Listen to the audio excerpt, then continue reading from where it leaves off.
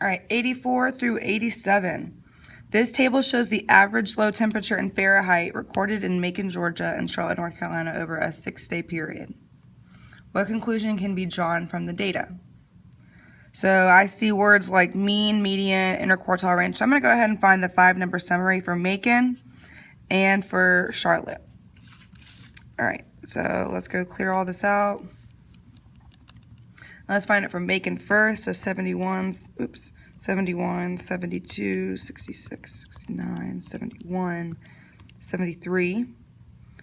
And let's go find that 5-number summary. So 66, 69, 71, 72, 73. And then I'm also going to write the mean, which is the X with the bar, number 2, so 70.3. And then let's do the same for Charlotte.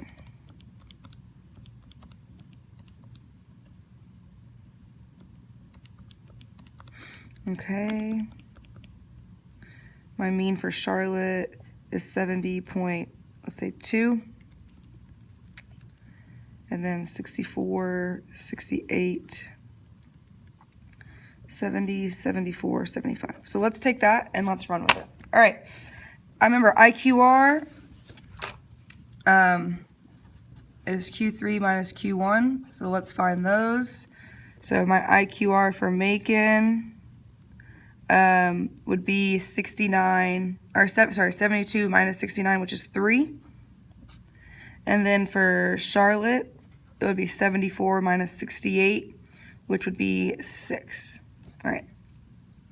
Let's read our options. The interquartile range of the temperatures is the same for both cities. Well, we just proved that's not true.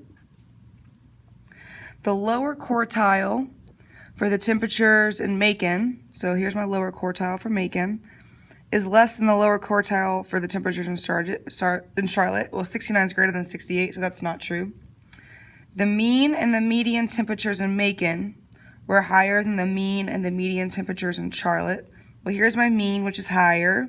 My median is 71, which is higher than 70. So far, C looks like a good choice.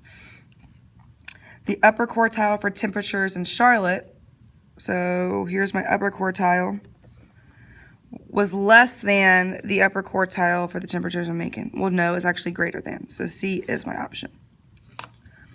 A school was having a coat drive for a local shelter. A teacher determined the median number of coats collected per class and the interquartile range of the number of coats collected per class for the freshmen and for the sophomores. The freshmen collected a median number of coats per class of 10 and an interquartile range of 6. Okay. And then the sophomores collected a median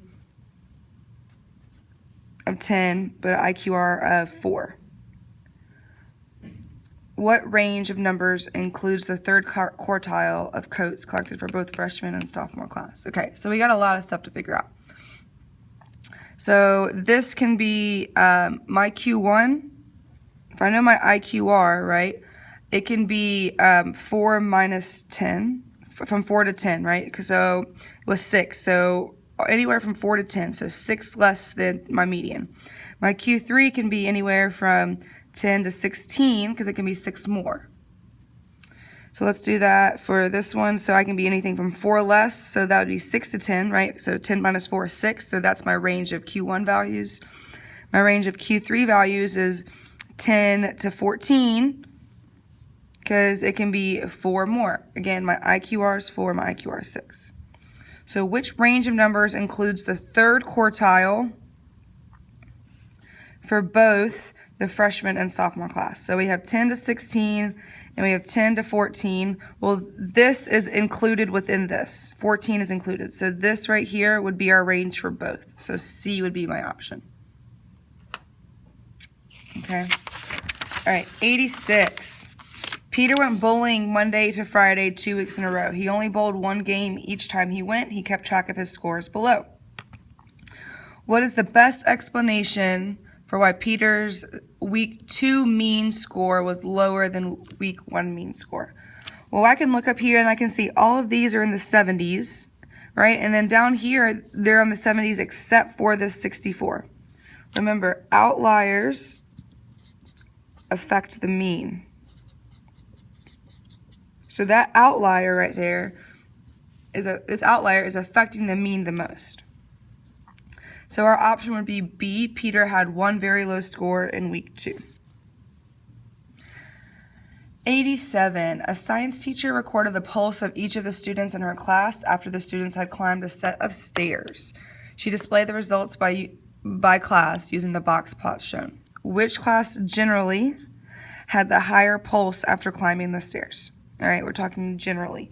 Which class has most of the data situated to the right? And that would be class C.